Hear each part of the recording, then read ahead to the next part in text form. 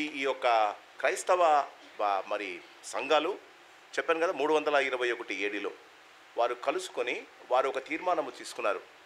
ఏదో ఒక 40 దినాలు, ఒక 40 దినాలు. బైబిల్లో 40కి చాలా ప్రాముఖ్యత ఉందని మొదటి దినాన్ని నేను చెప్పాను. ఏదో మానవుని జీవితంలో, విశ్వాస జీవితంలో ఏదో ఒక 40 దినాలు దేవుని గురించి ఆలోచించడం ఆశీర్వాదకరం అని వారు దాన్ని ప్రత్యేకపరిచారు. మరి వాస్తవానికి చూస్తే 365 డేస్లో 40 డేస్ అంటే 9% అంతే. మరి మీ జీవితంలో ఒక సంవత్సరంలో మరి దేవుని కొరకు ప్రత్యేకింపబడిన దినాలు, ఆ దినాలలో కనీసము దేవుని గురించి ఆలోచిస్తారని వాస్తవానికి వారు అనుకున్నారట. ఎప్పుడు పెట్టాలి ఈ దినాలు? ఎప్పుడు మానవుని జీవితానికి, క్రైస్తవులకు కొంచెం భక్తి విశ్వాసాలు ఎప్పుడు వస్తాయి? మొదట క్రిస్మస్ దినాలప్పుడు పెట్టుకుందాం అనుకున్నారట. క్రిస్మస్కు ముందు పెట్టుకొని వారు దేవునికి దగ్గర అవుదాము అని వాళ్ళు ప్లాన్ చేసినప్పుడు చాలామంది దాన్ని అపోజ్ చేశారట. సెలబ్రేషన్స్లో ఎప్పుడు ఫాస్టింగ్ ఉండటానికి ఎవరు ఇష్టపడరు, అంతే కదా. క్రిస్మస్ సెలబ్రేషన్స్ అప్పుడు ఫాస్టింగ్ చేసుకోవడానికి ఎవరు ఇష్టపడరు. సో దానివల్ల వారు దాన్ని గుడ్ ఫ్రైడేకి ముందు పెట్టారు. ఇది బైబిల్లో ఎక్కడ లేదు. ఈ 40 దినాలు మనము ఉపవాసం ఉండాలని బైబిల్లో యేసు ప్రభుల వారు, జాగ్రత్తగా మనం బైబిల్ని గమనిస్తే యేసు ప్రభుల వారు పరిచర్యకు ముందు, ఆ 3.5 సంవత్సర పరిచర్యకు ముందు 40 దినాలు ఉపవాసం ఉన్నాడు. ఆయన సిలువెక్కేటప్పుడు ఉపవాసం లేడండి. గురువారం కూడా ఆయన భోజనం చేశాడు, గురువారం రాత్రి. సో మానవుని యొక్క ఆలోచన విధానం ఎలా ఉంటుందంటే, ఆయన ఎవరైనా మానవుని యొక్క మరణం మానవుని కదిలిస్తుంది. మానవుని యొక్క మరణం మానవుణ్ణి కొంచెం ఆలోచింపజేస్తుంది. మానవునికి మరణం అంటే భయం. కాబట్టి యేసు ప్రభు యొక్క మరణం ప్రపంచానికి మరి రక్షణను తెచ్చించింది కనుక ఈ గుడ్ ఫ్రైడే ముందు ఒక 40 దినాలను యేసు ప్రభుని గురించి ఆలోచింపచేస్తే మానవుడు తప్పకుండా ఆలోచిస్తాడు. యేసు ప్రభు జననానికన్నా యేసు ప్రభు మరణం మానవాళికి ఆశీర్వాదకరం. అందుకే మా ప్రసంగి గ్రంథంలో సొలొమోను ఎప్పుడో అన్నాడు, ఒకటి జన్మదినము కన్నా మరణదినము మేలు. మన జీవితాలలో మనం ఎలా జీవిస్తున్నామన్నది కాదండి లెక్క, మన జీవితంలో మనం ఎలా మరణిస్తున్నాం. మన మరణం అది వివాహము మాదిరి కావాలట. మన మరణం అనేకులకు ఆశీర్వాదకరం కావాలంట. మరి సామెతల గ్రంథం 10వ అధ్యాయం, నీతిమంతుని జ్ఞాపకం చేసుకోవడం ఆశీర్వాదకరం అని ఉంది కదా. మన జీవితంలో మనము జీవించిన జీవిత విధానం మనకు ఆశీర్వాదం కావాలి. మనము జీవించిన జీవిత విధానం ఇతరులకు ఆశీర్వాదం కావాలి. కేవలము బాగా గమనించండి, even the lion who is the king of the jungle. Lion అంటే సింహము, అడవికి రాజు అంటే. You know the law of nature. ఈ లోకంలో ఉన్న అడవిలోని విధి విధానం ఏంటో తెలుసా? సింహము ఒకసారి ఆకలిగొని తన ఎరను వేటాడి తన కడుపు నిండిన తరువాత సింహము అడవిలో తన ఆకలిని తీర్చుకోవటానికి ఏదో ఒక జింకను పట్టుకొని ఒక మృగాన్ని పట్టుకొని తింటదండి. తన కడుపు నిండిన తర్వాత తన ముందు జింకలు ఎగురుతూ ఉన్నా, తన ముందు కుందేళ్ళు పరిగెత్తుతున్నా అది వాటిని గురించి ఆలోచించదట. తన కడుపు నిండిన తర్వాత ద కింగ్ ఆఫ్ ద జంగల్ అది అక్కడ బ్రతికున్న వాటిని వదిలేస్తుందట. తిరిగి తనకు ఆకలయ్యేంత వరకు అది వెంటాడదట. ఇశ్రాయేలీలు కనాను దేశానికి వెళ్ళేటప్పుడు వారు మోషే మీద గొనిగారు. సంఖ్యాకాండంలో, మాకు మాంసము ఇమ్ము, ఎన్ని రోజులు ఈ యొక్క మన్నాను మేము భుజించాలి, మాకు మాంసమును ఇమ్ము. దేవుడు పూరేళ్లను పంపాడు. ఆ పూరేళ్ళు వారు నివసిస్తున్న పాలెములో ఒక 5 అడుగుల ఎత్తు ఆ పూరేళ్ళు పడిపోయాయట. దేవుడు పంపించాడు. సముద్రం మీద నుంచి పూరేళ్ళు వచ్చి పడ్డాయి. మోషే అన్నాడు, ఇదిగోండి మాంసం. వారు ఒక్కొక్కడు అక్కడే వాటిని ఒలిచి వండకుండా పచ్చి మాంసం తిన్నారట. తిన్న తర్వాత ఒక్కొక్కడు 6 కేజీల మాంసం తీసుకుపోయి ఇంట్లో దాపెట్టుకున్నాడట. ఇది మానవుని యొక్క నైజం. ఒకసారి కడుపు నిండితే వారు వారి జీవితంలో సరిపెట్టుకోరండి. వారికి ఇంకా కావాలి, ఇంకా కావాలి. మానవుని నైజం తను తరువాత తన 10 తరాలు ఆశీర్వదింపబడాలి. నీవు కష్టపడి జీవితంలో నీవు కాపాడుకున్నదంతా ఎలా సంపాదించావు నీకు తెలుసు. నీవు కష్టపడి సంపాదించినదంతా మన పిల్లలకే వదులుతాం కదా. మన పిల్లలు కష్టపడొద్దా? వారు నీతి న్యాయాలతో బతకొద్దా? నీవు అందుకే అంటాడు, దుర్జనుడు తన ఆస్తిని ఇతరులకు వదిలి వెళ్ళును అని సామెతలో ఉంది. సజ్జనుడు తన ఆస్తిని సరైన రీతిగా వినియోగించును అని ఉంది. చాలామంది వారి జీవితంలో క్రీస్తునందు ఈ శ్రమల కాలంలో నిన్ను గురించి నీవు ఆలోచించాలి. What did Jesus earn in this world? యేసు ప్రభుల వారు ఈ లోకంలో ఏమి సంపాదించుకున్నారు? ఆయనను ఒకసారి ఒక శిష్యుడు వచ్చి అడుగుతాడు, ఎక్కడ ఉంటావు బోధకుడా, నువ్వు ఎక్కడ బస చేస్తున్నావు? మేము వచ్చి మీతో పాటు ఉండాలి. ఆయన అంటాడు, నక్కలకు బొరియలు ఉన్నాయి, ఆకాశ పక్షులకు గూళ్ళు ఉన్నాయి, మనుష్య కుమారునికి తలవాల్చుకోవటానికి స్థలం లేదు. రక్షకునికి తలవాల్చుకోవడానికి స్థలం లేదు.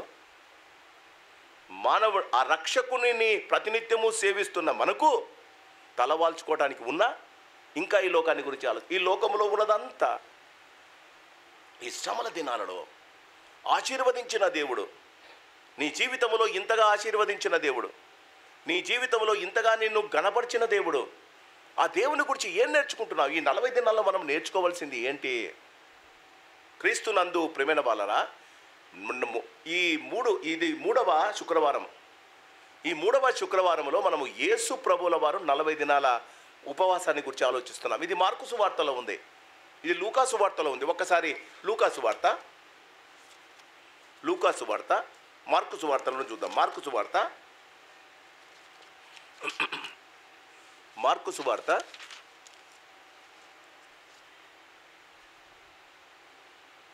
మొదటి అధ్యాయం.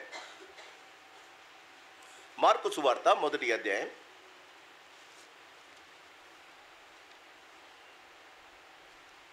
12వ వచనం. వెంటనే పరిశుద్ధాత్మ ఆయనను అరణ్యములోనికి త్రోసుకొని పోయెను. ఆయన సాతాను చేత శోధింపబడుచు అరణ్యములో 40 దినములు అడవి మృగములతో కూడా ఉండెను. జాగ్రత్తగా వినండి, ఈ మాట మత్తయిలో లేదు.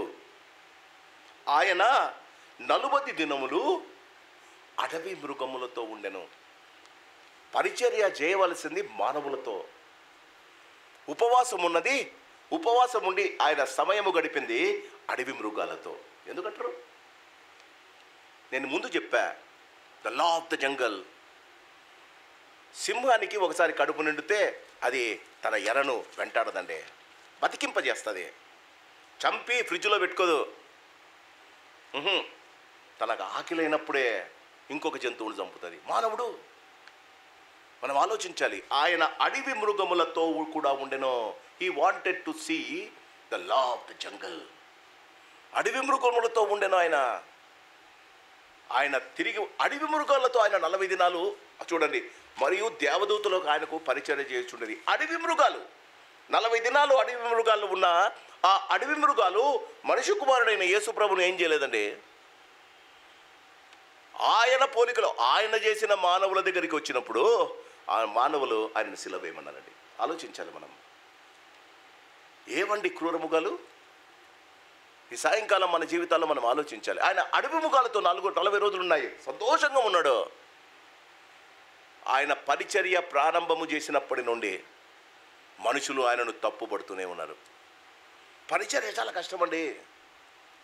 పరిచర్య చేయడం చాలా కష్టం. నేను ఎప్పుడంటా కదా, 1 మాట్లాడితే తక్కువ మీతో, 2 మాట్లాడితే ఎక్కువ. జీవితంలో మనము ప్రతిదాన్ని గురించి ఆలోచించాలి. లూకా సువార్త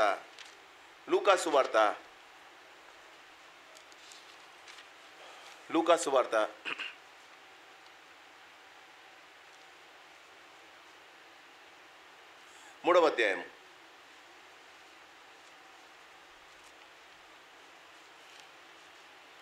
లూకా సువార్త 3వ అధ్యాయము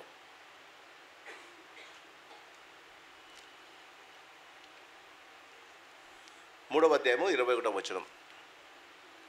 4వ అధ్యాయం, క్షమించండి, 4వ అధ్యాయం 1వ వచనం. యేసు పరిశుద్ధాత్మ పూర్ణుడై యోర్దాను నది నుండి తిరిగి వచ్చి 40 దినములు ఆత్మచేత అరణ్యములో నడిపింపబడి అపవాది చేత శోధింపబడుచుండెను. ఆ దినములలో ఆయన ఏమీయూ తినలేదు. అవి తీరిన తర్వాత ఆయన ఆకలి కొనగా అపవాది వచ్చి ఆయనను శోధించాడు. జాగ్రత్తగా వినాలి. నీ ఉపవాసానికి ప్రోత్సాహం,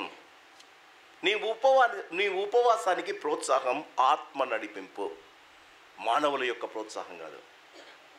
చాలామంది ఉపవాసం చేస్తారు. అమ్మ చేస్తుంది కాబట్టి నాన్న చేస్తాడు, అమ్మ నాన్నలు చేయకపోతే పిల్లలు చేయరు.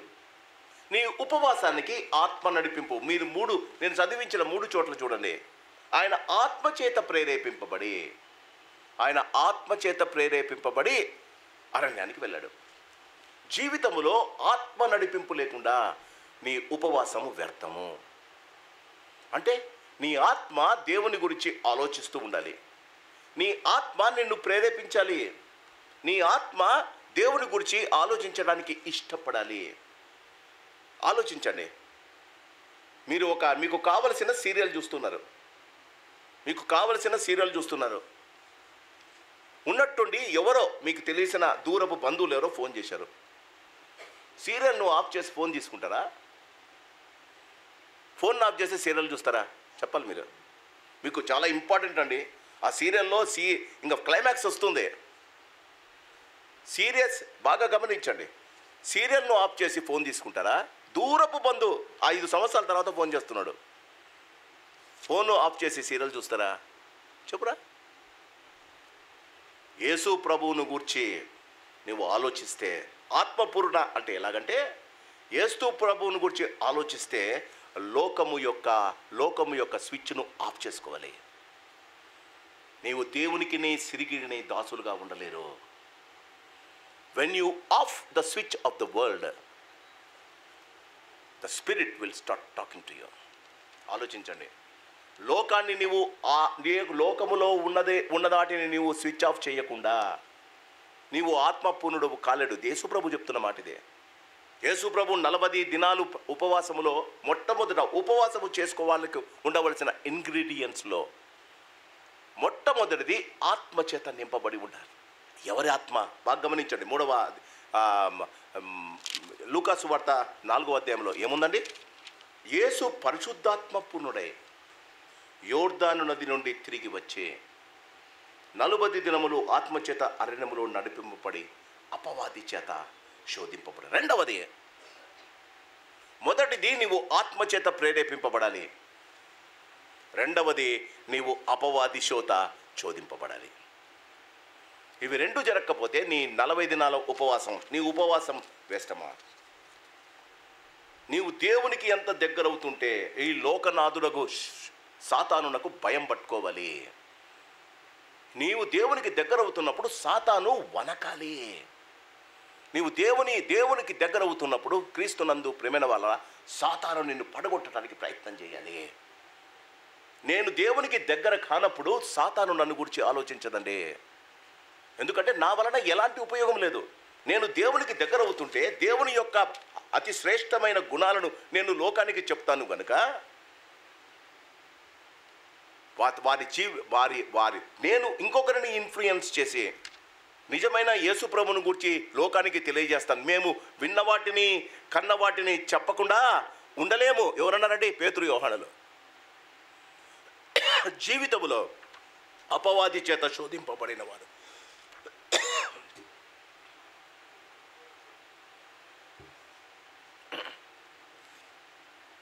మూడవది, మొదటిది ఆత్మచేత ప్రేరణ, రెండవది అపవాది చేత శోధన, మూడవది ఆయన ఆకలిగొన్నాడు. శారీరక ఆకలి కాదు, ఆత్మీయమైన ఆకలి మొదలవ్వాలి. ఆయన ఆకలిగొనగా క్రీస్తునందు ప్రేమైన వాళ్ళరా వాక్యం అంటుంది, దేవదూతలు వచ్చి ఆయనకు ఉపవచారం చేశారు. జీవితంలో you are above the world. నీకు ఇంకా మనుషులతో సహాయం అక్కరలేదు. జీవితంలో దేవదూతలు వచ్చి నీకు ఉపచారం చేస్తారట. ఆలోచించండి, 40 దినాలు. ఈ ఉదయకాలం ముందు మనం 2 శుక్రవారాలు 2 ఉపవాసం చేసిన వారిని గురించి మాట్లాడాం. మొదటిది మోషే 40 దినాలు. జాగ్రత్తగా, మోషే 40 దినాలు కొండ మీద నిలబడి దేవుని యొక్క ధర్మశాస్త్రాన్ని తీసుకొని వచ్చాడు. ధర్మశాస్త్రము మానవుని యొక్క పాపపు జీవితాన్ని తెలియజేస్తుంది. నెంబర్ 1, ధర్మశాస్త్రము ఆ పాపము యొక్క జీతం మరణమని తెలియజేస్తుంది. నెంబర్ 2, ఆ ధర్మశాస్త్రము ఆ పాపము యొక్క నువ్వు చేసిన పాపానికి ప్రాయశ్చితం రక్తము చిందింపబడాలని తెలియజేస్తుంది. ఈ 3 ధర్మశాస్త్రం. మోషే 40 దినాలు దేవుని దగ్గర, దేవుని ఎదుట నిలవబడి ధర్మశాస్త్రాన్ని తెచ్చాడు. 2వ శుక్రవారం మనం ఆలోచించాం, ఏలియా 40 దినాలు నడిచి ధర్మశాస్త్రాన్ని ప్రకటించాడు. ఎవని సన్నిధానంలో నేను నిలవబడి ఉన్నానో అని అంటాడు. మోషే ధర్మశాస్త్రాన్ని తెచ్చాడు, ఏలియా ధర్మశాస్త్రాన్ని ప్రకటించాడు. ఎవని సన్నిధానంలో నేను నిలబడి ఉన్న ఆ దేవుడైన యెహోవా తెలియజేయనదేమనగా. ఈ ఉదయకాలం గమనించండి. 3వది, ఈ దినం మనం ధ్యానిస్తూ ఉన్నాం. యేసు ప్రభుల వారు 40 దినాలు ఉపవాసం ఉండి ఆ ధర్మశాస్త్రాన్ని నెరవేర్చాడు. ఒకడు నిలబడ్డాడు, ఒకడు నడిచాడు, ఒకడు నెరవేర్చాడు. ఈ ఉదయకాలం, ఈ సాయంకాలము మీరు ఉపవాసము చేస్తుంటే ఎయిదర్ ఆఫ్ ద 3 జీవితంలో 3 ఏదో ఒకటి నీ జీవితంలో జరగాలి. దేవుని కొరకు నిలబడగలగాలి. సంఘంలో, సమాజంలో దేవుని కొరకు ప్రకటించగలిగిన మనస్సు కలిగి ఉండాలి. 3వది, దేవుని కార్యాలను నెరవేర్చాలి. ఆయన అంటాడు, నేను ధర్మశాస్త్రమును నెరవేర్చడానికి వచ్చాను కానీ కొట్టివేయడానికి రాలేదు. ఆలోచించండి. There is some reason for you to go for fasting. మన జీవితాలలో మనం ఎప్పుడైతే దేవుని గురించి ఆలోచిస్తామో, దేవునికి దగ్గర కావాలని ఆలోచిస్తామో, దేవుని వాక్యాలను బాగా గమనించండి. ఎలా నెరవేర్చాడు ఆయన? 40 దినాలు యేసు ప్రభుల వారు ఎలా నెరవేర్చాడో ధర్మశాస్త్రాన్ని కంఠపాఠం చేశాడు. మీరు ఆలోచించండి. మత్తయి సువార్తలో మత్తయి చాలా క్లియర్గా రాస్తాడు అన్నీ. మార్క్ అంత క్లియర్గా రాయడు, లూకా అంత క్లియర్గా రాయడు. మత్తయి ఒక లేవీయుడు. మత్తయి ఆయన సుంకపు గుత్తదారుడు. సుంకాన్ని కలెక్ట్ చేసుకొని ఒక చెట్టు కింద కూర్చుంటే యేసుప్రభు ఆయన పిలుస్తాడు. He is a very good writer. ఆయనను పిలిచాడండి. ఆయన యేసుప్రభు యొక్క చరిత్రను రాస్తున్నాడు మత్తయి సువార్త. ఆయన రాస్తూ అక్కడ అంటాడు, బాగా గమనించండి, నీవు దేవుని యొక్క ప్రణాళికలను నెరవేర్చాలి అంటే వాట్ షుడ్ యూ డూ? దేవుని కుమారుడైన యేసే 40 దినాలు ఉపవాసం ఉన్న తర్వాత బైబిల్ ఒకసారి చూడండి. What will change? మత్తయి సువార్త 4వ అధ్యాయం 7వ వచనం, అని వ్రాయబడి ఉన్నదని ఆయనతో చెప్పెను. ఏసంటున్నాడండి, he is quoting the scriptures saying to the Satan that it is written like that. ఆయన చెప్పడంలా నేను ఆయన వాక్యమే కదండి. వాక్యము దేవుని యొద్ద ఉండెను, వాక్యము దేవుడై ఉండెను, ఆ వాక్యము శరీరధారి అయి కృపా సత్య సంపూర్ణుడుగా మన మధ్యన. ఏసే వాక్యం కదండి, బైబుల్ అంతా ఏసే కదండి. వాక్యము ఎవరిని గురించి చెప్పిందో ఆయన అంటాడు, ఆ వాక్యాన్ని కావలసిన ఆధిక్యతనిస్తాడండి. జీవితంలో క్రీస్తునందు ప్రియమైన వాళ్ళరా, you will never be talking about anything else other than the word of God.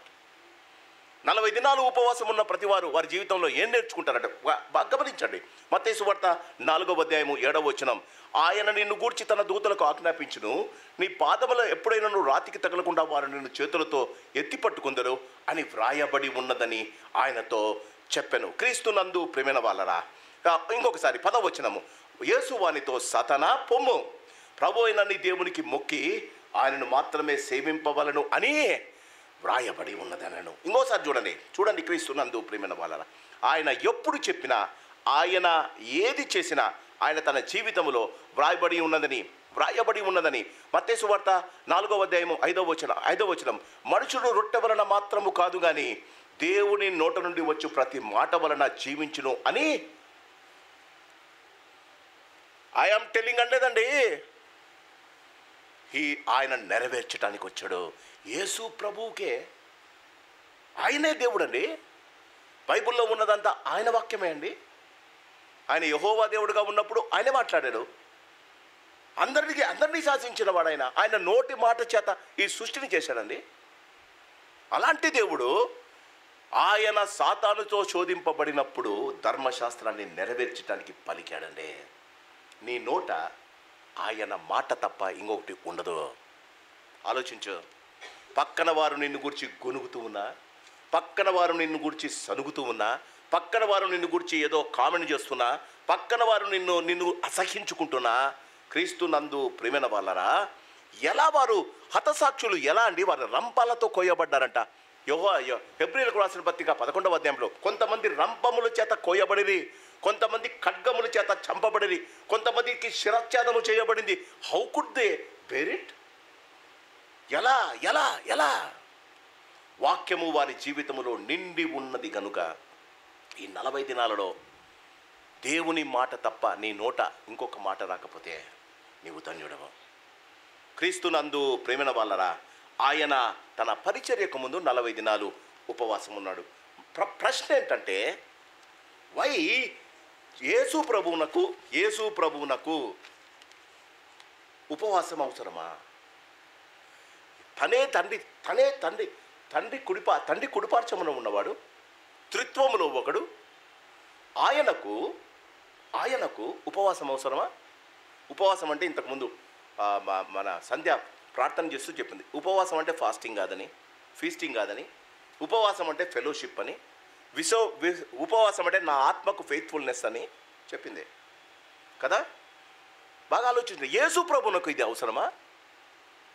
ఆయన మనకు మాదిరికరమై ఉన్నాడు. ఆయన మనకు మాదిరికరమై ఉన్నాడు. జీవితంలో you should have some hero కదా. పిల్లలకు వారి తండ్రి హీరో, కుమార్తెలకు వారి అమ్మ హీరో. ఎదిగిన నీకు యేసు ప్రభు హీరో అయి ఉండాలి. ఉన్నాడా? హీరో అంటే ఆయన వేసుకున్న బట్టలను, ఆయన ఉన్న స్టైల్ను ఫాలో అవుతాం. కానీ యేసు ప్రభు హీరో అయినవాడు ఆయన యొక్క వ్యక్తిత్వాన్ని, the character of Jesus Christ is the model for us. ఆయన క్యారెక్టర్ ఏంటండి? ఎఫెసీయులకు రాసిన పత్రిక 5వ అధ్యాయంలో ఏముందో తెలుసా? ప్రేమ కలిగి సత్యము చెప్పుచో మీరు అన్ని విషయాల్లో క్రీస్తు వలె ఉండటానికి ఎదగండి. నీ జీవితంలో ఒక కాయన్కు 2 సైడ్లు ఉన్నట్టు, ఒక సైడు ప్రేమ, ఇంకొక సైడు సత్యం. లోకాన్ని జయించగలుగుతాం. ఆయన ప్రేమామూర్తి అయి ఉన్నాడు.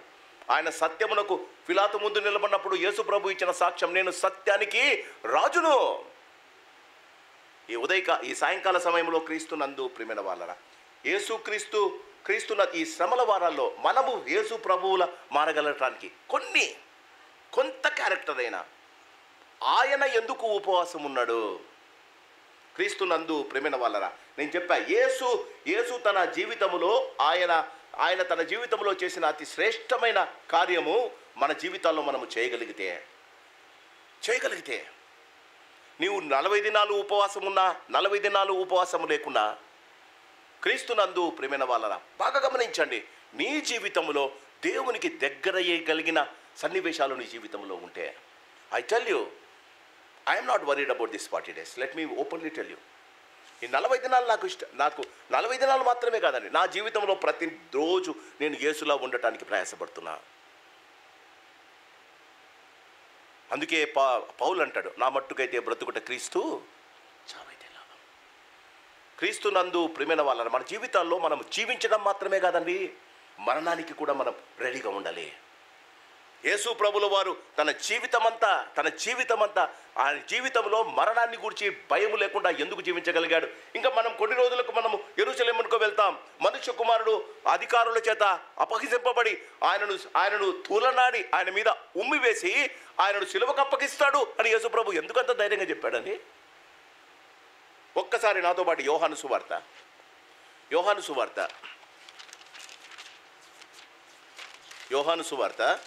13వ అధ్యాయం. యోహాను సువార్త 13వ అధ్యాయం. What is Jesus Christ? యేసు ప్రభు ఏమై ఉన్నాడో, యేసు ప్రభు నాకు ఉన్న డిఫరెన్స్ ఏంటో ఒకసారి గమనిద్దాం. యేసు ప్రభు ఏమై ఉన్నాడమ్మా? మత్తయి యోహాను సువార్త 13వ అధ్యాయం 1వ వచనం జాగ్రత్తగా వినండి. తాను ఈ లోకము నుండి తండ్రి యొద్దకు వెళ్ళవలసిన గడియ వచ్చనని యేసు పస్కాకు పండుగకు ముందే ఎరిగినవాడే. ఆయన తండ్రి దగ్గర నుంచి వచ్చాడని ఆయనకు తెలుసు. ఆయన తండ్రి దగ్గరికి తిరిగి వెళ్ళాలి. తండ్రి ఏమడుగుతాడండి? What God will ask? What God will ask? దేవుడు నిన్ను పుట్టించాడు ఈ లోకంలో. దేవుడు నిన్ను క్రైస్తవునిగా చేశాడు. దేవుడు నిన్ను నీ జీవితంలో క్రీస్తునందు ప్రేమ, జాగ్రత్తగా వినాలి. దేవుడు నిన్ను పుట్టించాడు. ఆ తండ్రి దగ్గరికి ఒకరోజు మనం వెళ్ళబోతున్నాం. ఆ తండ్రి దగ్గర నేను నిలబడినప్పుడు మొట్టమొదటి గమనించండి, తాను తండ్రి యొద్దకు వెళ్ళవలసిన గడి వచ్చిన యేసు పస్కాకు ముందే ఎరిగిన వాడై ఏం చేయాలి? నువ్వు దేవుని కొరకు, నీవు దేవుడు ఈ లోకంలో నిన్ను మనిషిగా పుట్టించాడు. నిజమైన దేవుణ్ణి నీకు ఎవడో ఇంట్రొడ్యూస్ చేశాడు. ఆయన చేసిన బలియాగానే నీవు అంగీకరించావు. నువ్వు ఆయన కుమారునిగా ఆయన ఇంటిలో పుట్టావు. ఈయన పరలోకం నుంచి వచ్చాడు, తిరిగి పరలోకానికి వెళ్తాడు, తండ్రి ఎదుట నిలవబడతాడు. అందుకే మగ్దలేనే మరియ వచ్చి యేసు ప్రభువును పట్టుకోవడానికి వెళ్తే ఆ గార్డెన్లో ఆమెకు మాట ఉంటుంది, మరియా నన్ను ముట్టుకోవద్దు, నేను ఇంకా తండ్రి దగ్గరికి ఎక్కి వెళ్ళవలసి ఉంది. నువ్వు ఎక్కి వెళ్ళాలి ఒకరోజు. యోహాను సువార్త 17వ అధ్యాయం, యోహాను సువార్త 17వ అధ్యాయం. తండ్రి దగ్గర నుంచి వచ్చాడు, తండ్రి దగ్గరికి పోతున్నాడు. యేసు ప్రభు ప్రార్థనలో ఒకసారి గమనించండి. యేసు ప్రభు ప్రార్థనలో 17వ అధ్యాయము 2వ వచనం, తండ్రి నా గడియ వచ్చి ఉన్నది. ఇప్పుడు తండ్రి దగ్గరికి వెళ్ళే గడియ వచ్చిందండి. ఏమంటాడో ఒకసారి గమనించండి. నా నాలుగో వచనం, చేయుటకు నీవు నాకు ఇచ్చిన పనిని నేను సంపూర్ణముగా నెరవేర్చి భూమి మీద నిన్ను మహిమపరిచితిని. Do you know God has a work for you? దేవుడు నిన్ను ఈ లోకంలో పుట్టించి ఆయన కుమారుడుగా కుమార్తె చేయడంలో ఒక ఉద్దేశం ఉంది. ఏందో గమనించావా? ఎప్పుడైనా ఆలోచించినావా? యేసు ప్రభు అంటున్నాడమ్మా, తను తండ్రి దగ్గర నుంచి వచ్చాడు. ఈ శ్రమల దినాల్లో మీరు ఆలోచించాలి. మనము ఈ లోకంలో తండ్రి దగ్గర నుంచే వచ్చాం. ఆయన ద్వారానే మనం సృష్టింపబడినాం. ఆయన లేకుండా ఈ లోకంలో ఏది పుట్టలేదు. ఒకనాడు ఆయన దగ్గరికి వెళ్తున్నాం. ఆయన దగ్గరికి వెళ్ళినప్పుడు ఒక్కసారి, చేయుటకు నీవు నాకు ఇచ్చిన పని నేను సంపూర్ణముగా నెరవేర్చి భూమి మీద నిన్ను చదవాలి. చెప్పండి అమ్మా, ఈ మాట చెప్పగలుగుతారా? How was the day today? ఈ దినం నీవు ఎలా గడిపావు? ఈ దినం ఎలా గడిపావు? మిమ్మల్ని నేను అడుగుతున్నా, ఈ దినం ఎలా గడిపావు? ఆయన నీకు ఒక పని ఇచ్చాడని ఆ పనిని నీవు సంపూర్ణంగా, నాట్ 99%, సంపూర్ణముగా నెరవేర్చాడు. ఎందుకు? ఆయనను మహిమపరచడానికి. మన జీవితంలో ఎప్పుడు మనల్ని మనం మహిమపరచుకోవటానికే కదా. సాతాను మనల్ని పట్టేశాడు. ఈ 40 దినం ఉపవాసంలో దేవుడు మనకు నేర్పుతున్నాడు. మరి ఇంకొకసారి యోహాను సువార్త 13వ అధ్యాయానికి రండి. 2వ సత్యం, క్రీస్తునందు ప్రియమైన వాళ్ళరా, 13వ అధ్యాయము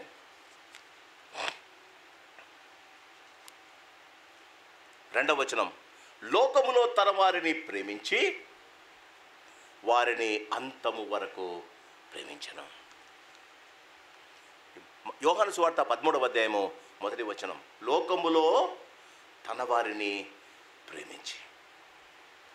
17వ అధ్యాయం, యోహాను సువార్త 17వ అధ్యాయం,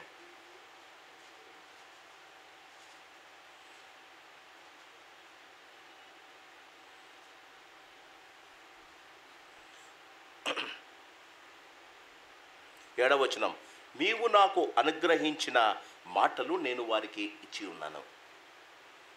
6వ వచనం, లోకము నుండి నీవు నాకు అనుగ్రహించిన మనుషులకు నీ నామమును దేవుడు ఇచ్చిన పని, జాగ్రత్తగా వినండి. లోకము నుండి నీవు నాకు అనుగ్రహించిన మనుషులకు నీ నామమును ప్రత్యక్ష పరిచితిని. నీ కుటుంబంలో ఉన్న వారికి దేవుని గురించిన ప్రత్యక్షతను తెలియజేసావా? అది నీకు దేవుడిచ్చిన పని. వారి ఫ్యూచర్ని గురించి ఆలోచిస్తావు, వారి పిల్లల గురించి ఆలోచిస్తావు, వారి ఇంటిని గురించి ఆలోచిస్తావు, వారి యొక్క బాగోగుల గురించి ఆలోచిస్తావు. జీవితంలో దేవుడు నీకు ఇచ్చిన పని మొట్టమొదటిది, లోకము నుండి నీవు నాకు అనుగ్రహించిన మనుషులకు నీ యొద్ద భూమి చూడండి ఒకసారి, లోకము నుండి నీవు నాకు అనుగ్రహించిన మనుషులకు నీ నామమును ప్రత్యక్ష పరిచితిని. ఎలాగండి? నా మాటలు నా పిల్లలు వింటారు, నా చేష్టలు పిల్లలు చూస్తారు. నా మాటలు పిల్లలు వింటారు, నా యొక్క జీవితపు చేష్టలు వారు చూస్తారు. నా జీవితంలో నేను దేవుని కొరకు ఎంత కష్టపడ్డానో వారు ఆలోచిస్తారమ్మా. If daddy mummy are talking about God, children will start thinking about God. ఆలోచించండి. తల్లిదండ్రులు దేవుని గురించి ఆలోచిస్తూ ఉంటే, తల్లిదండ్రులు దేవుని గురించి మాట్లాడుకుంటూ ఉంటే పిల్లలు దేవుని గురించి ఆలోచిస్తారు. తల్లిదండ్రులు లోకమును గురించి ఆలోచిస్తూ మాట్లాడుకుంటూ ఉంటే పిల్లలు లోకములోనే స్థిరపడిపోతారు. అందుకే 120వ కీర్తన అంటుంది, పిల్లలు యెహోవా అనుగ్రహించు స్వాస్థ్యము, గర్భఫలము, దేవుడిచ్చు బహుమానం. దేవుడు నాకు ఇచ్చిన పని, మొట్టమొదటి పని. యేసు ప్రభు అంటున్నాడు, నేను ఈ 40 దినాల్లో యేసు ప్రభు చెప్తున్న మాట, చేయటానికి నీవు ఇచ్చిన పనిని నేను భూమి మీద సంపూర్తి చేసి నీ నామాన్ని నేను మహిమపరిచా. గుడికి రావడం కాదండి సంపూర్తి చేయడం, దేవుని గుడిలో పని చేయడం కాదండి సంపూర్తి చేయడం, దేవుని గుడిలో క్రీస్తునందు ప్రియమైన వాళ్ళ కానుకలేయడం కాదండి సంపూర్తి చేయడం, దేవుని గుడిలో ఆ పని చేశా ఈ పని చేశా కాదండి. మొట్టమొదట నీకు దేవుడిచ్చిన పిల్లలు, నీకు దేవుడిచ్చిన కుటుంబం, దేవుడు నీకిచ్చిన సంతానం, నీకిచ్చిన తల్లిదండ్రులు, వారికి ఆయనను గురించి ప్రత్యక్షపరచావా? ఇది మొదటి మాట. రెండవది గమనించండి, దేవుడు నీకు ఇచ్చిన పని, క్రీస్తునందు ప్రియమైన వాళ్ళరా వారు నీ వారై ఉండిరి, నీవు వారిని నాకు అనుగ్రహించితివి, వారు నీ వాక్యము గైకొని ఉన్నారు. మొదట అంటాడు వారికి ప్రత్యక్షపరచను, మొదట 40 దినాలు నీ మాటలు నేను కంఠపాఠం చేశాను, ఇప్పుడు వారికి నేను నేర్చుకున్న పాఠాలు వారికి నేర్పిస్తున్నా. నేను అడగనా? తల్లిదండ్రులు మిమ్మల్ని నేను అడగనా? పిల్లలు చెడిపోతున్నారని బాధపడతారు, కానీ మీరు దేవుని వాక్యముతో మీ హృదయాలు ఎంత నింపుకున్నారమ్మా? ఎంత నింపుకున్నారు? నీ వాక్యము నేను వారికి నేర్పితిని. We are so busy in telling our children to prosper in this world. ఈ లోకములో ఉన్నదంతయు మన పిల్లలకు నేర్పుతున్నాం. ఏంటో తెలుసా? శరీరాశ, నేత్రాశ. నీవు పెద్ద స్థితిలో ఉంటే నిన్ను చూసి నేను పొంగిపోవాలిరా, జీవపు డంబం. మా పిల్లోడు ఎవడో తెలుసా? మా పిల్లవాడు ఎంత గొప్పోడో తెలుసా? మా పిల్లవానికి ఎంత జీతమో తెలుసా? మొదటిది దేవుని ప్రత్యక్షపరచాలి, ఆయనను చూపించాలి, నీ జీవితంలో ఆయనను చూపించాలి. రెండవది ఆయన వాక్యాన్ని నేర్పించాలి. క్రీస్తునందు ప్రియమైన వాళ్ళరా, క్రీస్తునందు ప్రియం. మూడవది 9వ వచనం, నేను వారి కొరకు ప్రార్థన చేయుచున్నాను. దేవుడు నీకు ఇచ్చిన మాటమ్మా, చేయటానికి నీవు ఇచ్చిన పనిని సంపూర్తి చేస్తున్నా అని నువ్వు అంటున్నావు కదా. దేవుడు ఏమంటున్నాడు? నేను వారి 9వ వచనం, నేను వారి కొరకు ప్రార్థన చేయుచున్నాను. ఆ మాటలో గమనించండి, లోకము కొరకు నేను ప్రార్థన చేయుటలేదు. ఆ లోకములో వారు గొప్ప వాళ్ళు కావాలని, లోకములో వారు స్థిరపడాలని, లోకములో వారు ధనవంతులు కావాలని నేను చేయడం లేదమ్మా. నీ మాటలు నేను వారికి ప్రార్థన చేయ, నీవు నాకు అనుగ్రహించిన వారు నీ వారై ఉన్నందున వారి కొరకే ప్రార్థన చేయుచున్నాను. క్రీస్తునందు ప్రియమైన వాళ్ళరా, నాలుగవ పని 12వ వచనం, నేను వారి యొద్ద ఉండగా నీవు నాకు అనుగ్రహించిన వారిని నీ నామమున నేను కాపాడితేని కాదండి, నీ నామమున కాపాడితేనే. నీకు మహోన్నతుడు ప్రొటెక్షన్ అయి ఉంటే నీ ప్రొటెక్షన్ దేవుడు ఆశీర్వదించి అదే ప్రొటెక్షన్ పిల్లలకి ఇస్తాడు. నీవు మహోన్నతుని చాటున ఉండకుండా నీ పిల్లలు మహోన్నతుని చాటున ఉండరమ్మా. క్రీస్తునందు ప్రేమైన వాళ్ళరా, 4వది క్రీస్తునందు ప్రేమైన వాళ్ళరా. 13వ వచనం, 17వ అధ్యాయం 13వ వచనం, 5వ వచనం, 5వ మాట, ఇప్పుడు నేను నీ యొద్దకు వచ్చుచున్నాను, నా సంతోషము వారి యందు పరిపూర్ణమగునట్లు లోకమందు ఈ మాట చెప్పుచున్నాను, వారికి నీ వాక్యము ఇచ్చి ఉన్నాను. నేర్పించడం కాదు, ఇచ్చి వచ్చాడంట. క్రీస్తునందు ప్రేమైన వాళ్ళరా, అందుకు యేసు ప్రభుల వారు 40 దినం ఉపవాసం చేశాడు. నువ్వెందుకు చేస్తున్నావు? ఆయన తండ్రి దగ్గర నుంచి వచ్చాడు, తిరిగి తండ్రి దగ్గరికి వెళ్ళాలి. తండ్రి దగ్గరికి వెళ్ళిన తర్వాత I'm telling you about my testimony. నేను దేవుని ముందు దేవుడు నన్ను నిలబడితే మొట్టమొదట ఆయన నన్ను అడిగే మాట, నీకు అప్పగించిన పనిని ఎంత మాత్రం చేశావు? వార్న్ విస్బీ అనే ఆయన, నేను ఒక ప్రసంగం ప్రిపేర్ అవుతున్నా, రేపు ఆదివారం దిల్సుఖ్ నగర్లో ప్రసంగం చేయాలి. వారన్ విస్బీ అనే అతను ఆయన అంటాడు, God will not roam around with a calculator in his hands. God will not roam around with calculator in his hands, because he will never count how much property you made and what is the worth of it. He will assess how did you live on that day. బాగా గమనించండి, God will not roam around. దేవుడు ఈ లోకములో calculator చేతిలో పట్టుకొని తిరగడమ్మా. నీ ఆస్తి ఎంత, దాని విలువ ఎంత, చేసి నువ్వెంత గొప్పవాడని చెప్పడానికి. ఆ దినం ఆయన ఇచ్చిన పనిని నువ్వెంత చేసావు అదొకటి క్యాలిక్యులేట్ చేస్తాడట. ఈ సాయంకాలం క్రీస్తునందు ప్రియమైన వాళ్ళ, నేను మొదటి దినం చెప్పా, ప్రతి 40 దినాల ఉపవాస దినాల్లో 4 విషయాలు. మొదటి 10 దినాలలో దేవుడు నీ జీవితంలో పని చేస్తున్నాడని నువ్వు తెలుసుకోవాలి. God is at work in your life. ఈ 10 దినాల్లో నీవు దేవుని గురించి ఆలోచిస్తూ ఉంటే దేవుడు నీ జీవితంలో పని ప్రారంభించాడని నువ్వు తెలుసుకుంటావు. God is at work. మొదటి 40 దినాల్లో మొదటి 10 దినాలు 20 నుంచి 30 దాకా God wants to have a clear personal relationship with you. దేవుడు నీతో వ్యక్తిగతమైన సంబంధం కోరుకుంటాడు. ఆ 20 రోజులలో నువ్వు యథార్థంగా ఆత్మచేత నడిపబడి నువ్వు ఉపవాసము చేస్తే దేవుని దగ్గర అయిపోతావు. లోకం దూరం అయిపోతుంది. నీ చేతిలో, నీ నోటిలో దేవుని మాటలు తప్ప, దేవుని పాటలు తప్ప, దేవుని వాక్యము తప్ప వేరేది ఉండదండి. 30 నుంచి 10 నుంచి 20 దాకా రిలేషన్షిప్. మూడవది 20 నుంచి 30 దినాల లోప నీ మనసులో దేవుణ్ణి అడుగుతావు, ప్రభువా నన్నేం చేయమంటావు? దమస్కు మార్గాన సౌలును పౌలుగా మార్చినప్పుడు సౌలు అడిగిన మొట్టమొదట, దేవా నేనేం చేయాలి? You will ask God, how do you want to use మీ? క్రీస్తునందు ప్రియమైన, he invites you to get involved in his work. నేను చెప్తున్నది సంఘములో పని కాదు తల్లి, దేవుని పని. సంఘములో పరిచర్య, దేవుని వాగ్గమనిచ్చే సంఘములోని పరిచర్య, సంఘస్థుల ఆరాధన అవసరత కొరకు చేస్తాం. దేవుని పని వేరేది ఉంది తల్లి. మనం సంఘంలో చేస్తున్న పని దేవుని పని అనుకుంటున్నామేమో. అందరూ కూర్చోవాలి, హాయిగా వినాలి, అందరూ బాగా పాస్టర్ గారు చెప్తున్న వాక్యం వినాలని మనం చేస్తున్న పరిచర్యలు మన సంఘస్థులకు ఆనందకరంగా ఉండడానికి, ఆహ్లాదకరంగా ఉండడానికి చేస్తున్నాం.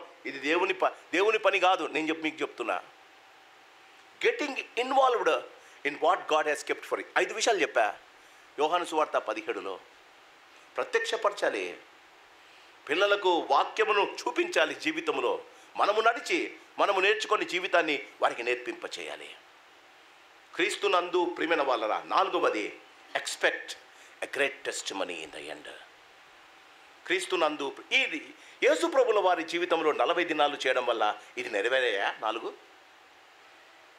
మోషే జీవితంలో చూసాం, ఎలియా జీవితంలో చూసాం, యేసు ప్రభు జీవితంలో ఈ 4 విషయాలు జరిగాయి. ఒక్కసారి ఆలోచిద్దాం. క్రీస్తునందు మొదటిది గాడ్ ఈజ్ అట్ వర్క్. దేవుడు తన జీవితంలో పని చేస్తున్నాడు. మత్తయి సువార్త 4వ అధ్యాయం. మత్తయి సువార్త 4వ అధ్యాయం.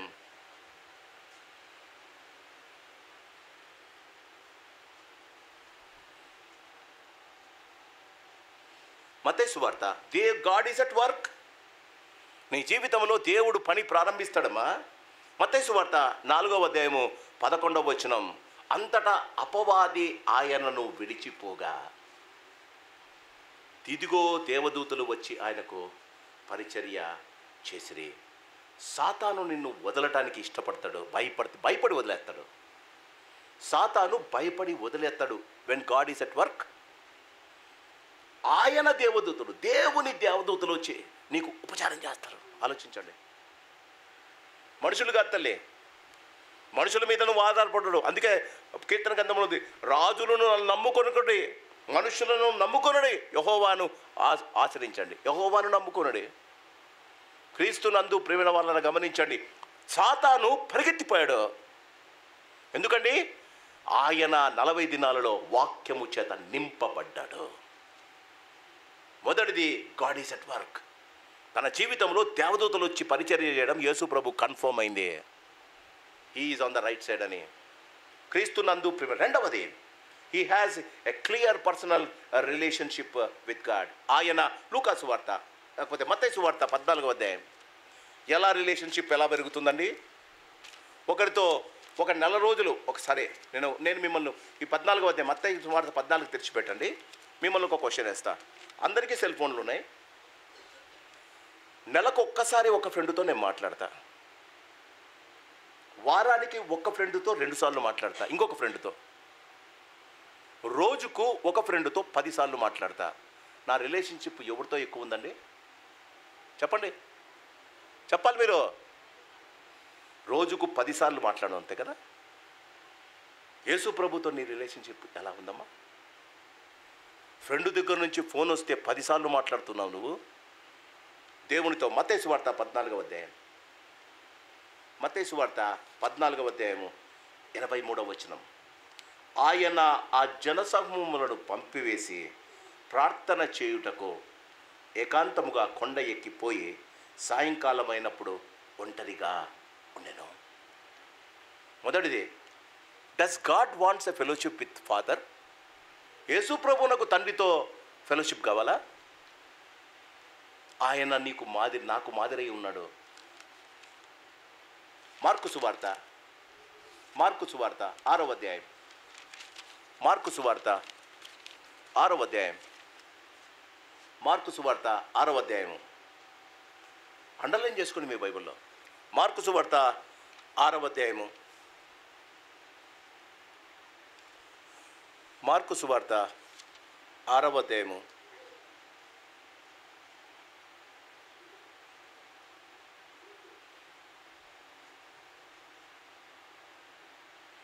16వ వచనం అనుకుంటా. ఓకే,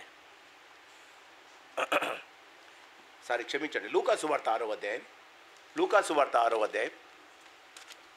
లూకా సువార్త 6వ అధ్యాయము 12వ వచనం. తీసిన వారు దయచేసి లూకా సువార్త 6వ అధ్యాయం. 6వ అధ్యాయము. లూకా సువార్త 6వ అధ్యాయం 12వ వచనం. తీసిన వారు చదవండి. ఆ దినముల యందు ఆయన ప్రార్థన చేయుటకు కొండకు వెళ్ళి దేవుని ప్రార్థించుట యందు రాత్రి గడిపాను. చూడండి, యేసు ప్రభు రాత్రంతా. మొదటి దాంట్లో మత్తయిలో సాయంకాలము దాకా ఉన్నాడు. రెండవసారి రాత్రంతా గడిపాడు. మూడవది యోహాను సువార్త 8వ అధ్యాయం. యోహాను సువార్త 8వ అధ్యాయము.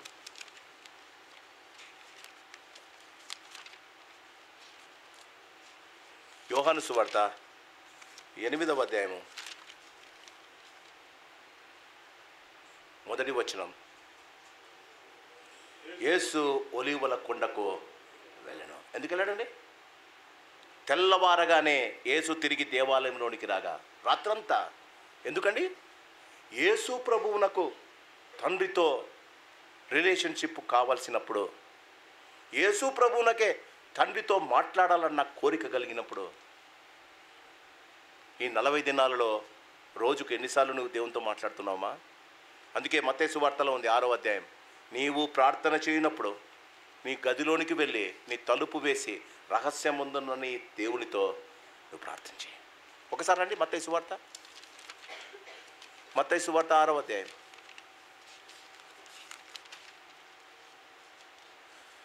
మత్తయి సువార్త 6వ అధ్యాయం 6వ 6.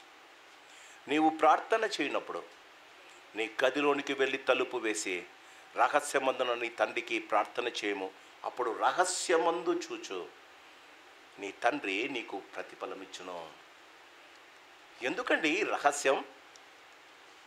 దేవుడు ఒంటరిగా అందుకే వెళ్ళాడు. ఆయనకు ఇల్లు లేదు. మనం అది రూమ్లోకి వెళ్ళి లాక్ చేసుకోవడానికి ఆయనకు ఇల్లు లేదండి, తలుపు కూడా లేదు. ఆయన ఒంటరిగా కొండలకి వెళ్ళి రహస్యముగా తండ్రితో గడిపాడండి. అది మన జీవితాల్లో నేర్చుకోవాల్సిందే. మొదటిది, దేవుడు he has come to know that God is at work. దేవుడు తన జీవితంలో పని ప్రారంభించాడని తనకు తెలిసింది. రెండవది, తండ్రితో ఎడదెగడని సంబంధం కోసం ఆయన ఇష్టపడ్డాడు. మూడవది, he started getting involved in God's work. క్రీస్తునందు ప్రేమైన వాళ్ళరా, లూకాసు వార్త 9వ అధ్యాయం. దేవుని యొక్క పనిలో తను ఇన్వాల్వ్ అవ్వడానికి యేసు ప్రభు ప్రారంభించాడు. లూకాసు వార్త 9వ అధ్యాయం. లూకాసు వార్త 9వ అధ్యాయం. లూకాసు వార్త 9వ అధ్యాయము 31వ వచనం. మరియు ఇద్దరు పురుషులు ఆయనతో యేసు ప్రభుతో మాట్లాడుచుండిరి. వారు మోషే ఏలియా అనువారు. వారు మహిమలో అగపడి, జాగ్రత్తగా వినాలండి, ఆయన యెరూషలేములో నెరవేర్చబోవో నిర్గమమును గూర్చి మాట్లాడుచుండిరి. మోషే ఏలియాలు పరలోకం నుంచి వచ్చారు. యేసు ప్రభుతో మాట్లాడుతున్నారు. ఏమని? పరలోకములో నీవు ఈ లోకానికి వచ్చిన పని, నీవు శిలువ మీద చనిపోవాలి. ఎలా చేయాలి? ఈ టయానికి 12 గంటలకు ఇక్కడ ఉండాలి, 9 గంటలకు నువ్వు శిలువ మీద ఉండాలి, 3 గంటల దాకా నువ్వు మరణం పొందకూడదు, 3 గంటలకు తప్పకుండా నువ్వు మరణం పొందాలి. ఆలోచించండి. వాళ్ళు వచ్చి యెరూషలేములో జరుగు నిర్గమాన్ని గురించి నీ మీద ముమ్ము వేస్తారు, నువ్వు నవ్వాలి, నడవకూడదు. నిన్ను చెంప మీద కొడతారు, నువ్వు ఒక మాట అనకూడదు. మీ అమ్మ కష్టపడి కుట్టించిన అంగిని వాళ్ళు తీసుకొని చించేసి చిట్లేసుకుంటారయ్యా, నువ్వు ఎడవకూడదు. జనాలు వచ్చి నీకు సిలువేయమని చెప్పి నీ చేత బాగా నీ చేత స్వస్థత పొందిన వారు నేను సిలువేయమని అరుస్తుంటారు, నువ్వు వాడిని చూస్తూ ఉంటావు, కానీ నువ్వు ఒక్క మాట అనకూడదు. నీతో పాటు 3 సంవత్సరాలు సిలువ, నీతో పాటు 3.5 సంవత్సరాలు తిరిగిన పేతురు నాకు తెలియదు ఆయన అని బొగ్గుతాడు, నువ్వు కోప్పడకూడదు, జస్ట్ చూసి నవ్వాలి. ఇది నిర్గమం, ఇది దేవుని కార్యములు. అందుకే మోషే ఏలియాలు వచ్చారండి.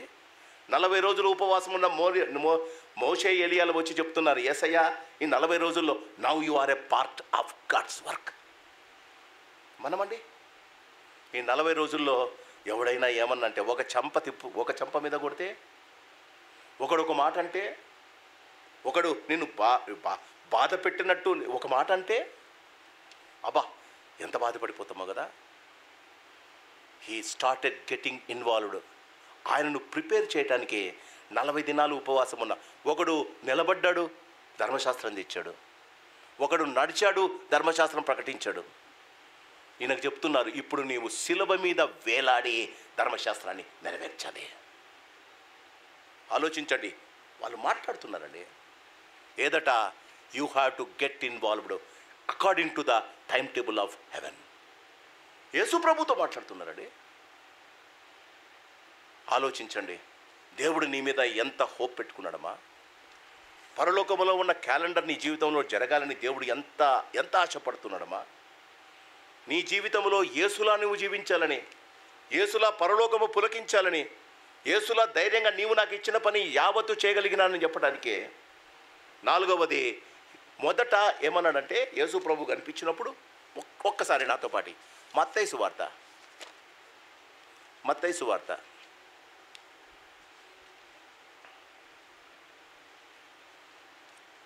లేకపోతే మార్కు సువార్త ఇంకా క్లియర్గా ఉంది. మార్కు సువార్త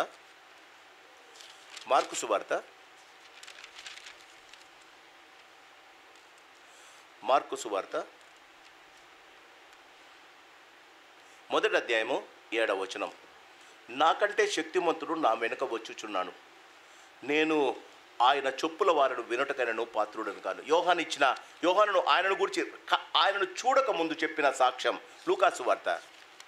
నా వెనుక వచ్చేవాడు నాకన్నా శక్తిమంతుడు అని అన్నాడు. క్రీస్తునందు ప్రేమైన వాళ్ళ లూకాసు వార్త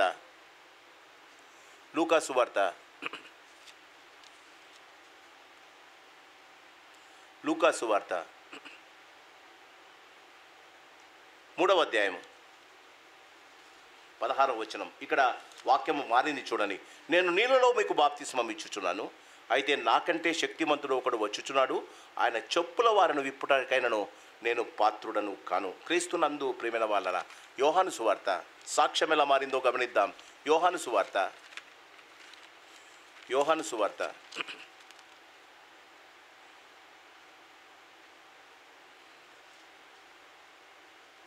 యోహాను సువార్త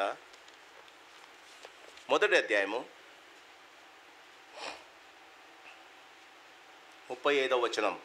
మరునాడు మరలా యోహానును అతని శిష్యులలో ఇద్దరును నిలుచుండగా ఆయన నడుచుచున్న యేసు వైపు చూచి, ఇదిగో దేవుని గొర్రెపిల్ల. మొదట ఏమన్నాడండి? నా వెనుక వచ్చేవాడు నాకన్నా గొప్పవాడు అన్నాడు. రెండవసారి ఏమన్నాడండి? ఆయన చెప్పుల వారిని విప్పడానికి పాత్రుడని గాడన్నాడు. మూడవసారి ఏమన్నాడండి? ఇదిగో లోకపాపము మోసుకొని పోవు దేవుని గారు. ఇది 40 దినాల ఉపవాసము కన్నా ముందు చెప్పినది సాక్ష్యం. క్రీస్తు నందు ప్రేమైన వాళ్ళరా, 40 దినాలు ఉపవాసము చేసి తండ్రి యొక్క పనిలో ఆయన నిమగ్నమైన తర్వాత ప్రజలు ఆయనకి ఇచ్చిన సాక్ష్యం ఏంటో ఒకసారి గమనిద్దాం. మార్కు సువార్త. ఆయన your testimony will not be the same ones when you go through this 40 days of fast and prayer. 14వ మార్కు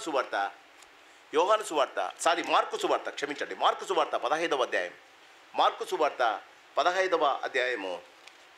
మార్కు సువార్త 15వ అధ్యాయము 39వ వచనం. ఆయనకు ఎదురుగా నిలిచి ఉన్న శతాధిపతి అప్పటిదాకా పిలాతు చేతులు కడుక్కొని యేసు ప్రభువుని తీసుకుని వెళ్ళి సిలువ వేయని ఒక శతాధిపతికి అప్పగించాడు. ఆ శతాధిపతి ఆయన నడుస్తుండగా కొట్టమన్నాడు, వీపు మీద కొరడాలతో కొట్టమన్నాడు, ఆయన మీద సిలువ పెట్టి ఆయనను మోసుకొని పొమ్మని. ఆ పని అంతా, ఆ సిలువ కార్యక్రమం అంతా ఈ శతాధిపతి చేశాడు. చివరికి యేసు ప్రభువును సిలువ వేసి అక్కడ చూస్తూ ఉన్నాడు. యేసు ప్రభువును గమనించి తనకు ఇచ్చిన పనిని ఈ శతాధిపతి నెరవేరుస్తున్నాడు. కానీ చివరికి యేసు ప్రభు శిలువ మీద మరణించిన మరణాన్ని చూసి ఆయన యేసును గురించి చెప్పిన సాక్ష్యం ఏంటో ఒకసారి వినండి. మార్కు సువార్త 15వ అధ్యాయము 39వ వచనం. ఆయనకు ఎదురుగా నిలుచున్న శతాధిపతి ఆయన ఈలాగు ప్రాణము విడుచుట చూచి, నిజముగా ఈ మనుష్యుడు దేవుని కుమారుడే అని చెప్పెను. He not only proved that he is the son of God when he was living, ఆయన జీవించినప్పుడు దేవుని కుమారుడు, ఇదిగో ఈయన ప్రియ కుమారుడు, ఈయన యందు నేను ఆనందించుతానని పరలోకం నుండి దేవుడు చెప్పాడమ్మా.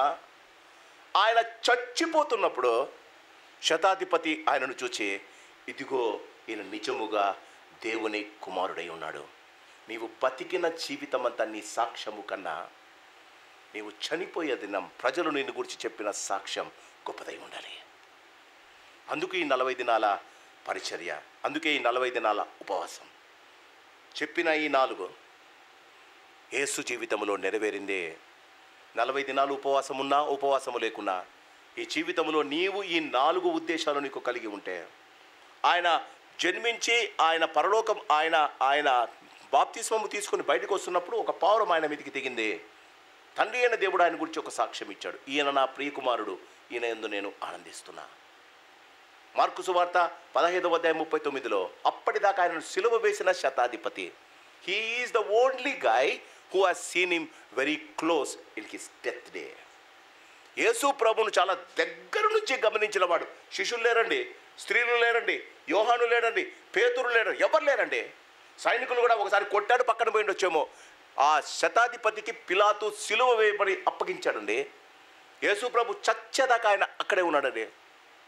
ఒక భక్తుడు అంటాడు, ఆయన పొడిచినప్పుడు శతాధిపతి మీదకి యేసు ప్రభు రక్తం చిందిందంట. ఒక కామెంటరీలో అంటాడు, ఆ శతాధిపతి యేసును చూసి అంటాడు, నిజముగా ఎప్పుడన్నాడమ్మా ఈ సాక్ష్యము?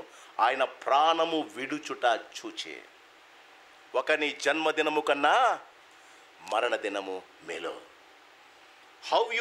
What is the testimony when you are living doesn't matter. When you die, people should say that you are the child of God. నిజముగా ఈయన దేవుని కొరకు జీవించాడు.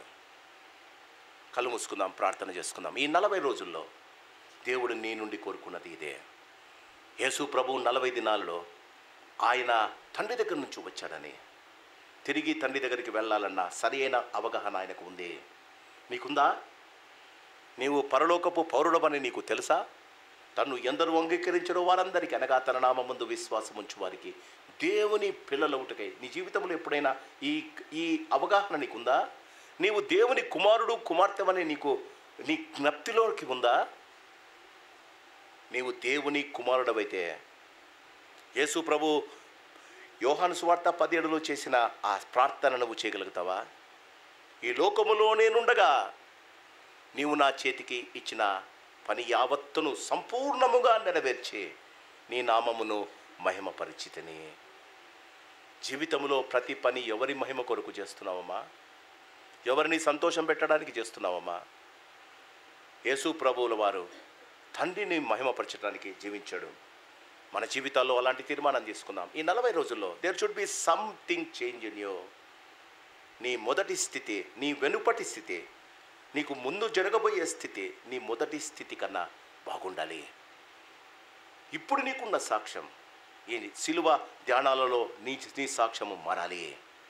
ఒక శతాధిపతి, దేవుని ఎరగనివాడు, యేసును గూర్చి మరణ దినాన ఆయనకి ఇచ్చిన సాక్ష్యం నిజముగా ఆయన దేవుని కుమారుడు. What will the people say when you die? ఆలోచిద్దాం. పరిశుద్ధుడా, ప్రేమ కలిగిన తండ్రి, ఈ సాయంకాల సమయాన్న మరొకసారి మా జీవితాలలో మీరు ఇచ్చిన ఈ శ్రేష్టమైన సమయాన్ని బట్టి నీకు వందనాలు తండ్రి. 40 దినాల ఉపవాస ప్రార్థనలో చాలామంది ఉన్నాం. మరి ఈ 40 దినాలలో మీరు మా కొరకు ఏది కోరుకుంటున్నారో, మా నుండి ఏమి కోరుకుంటున్నారో మీరు మీ జీవితం ద్వారా మీరు మాతో మాట్లాడినందుకు నీకు వందనాలు తండ్రి. నీ యొక్క కృప, నీ కాపుదలను మాకు దయచేయండి. లోకములో మా కొరకే మేము జీవిస్తున్నాం నాయన.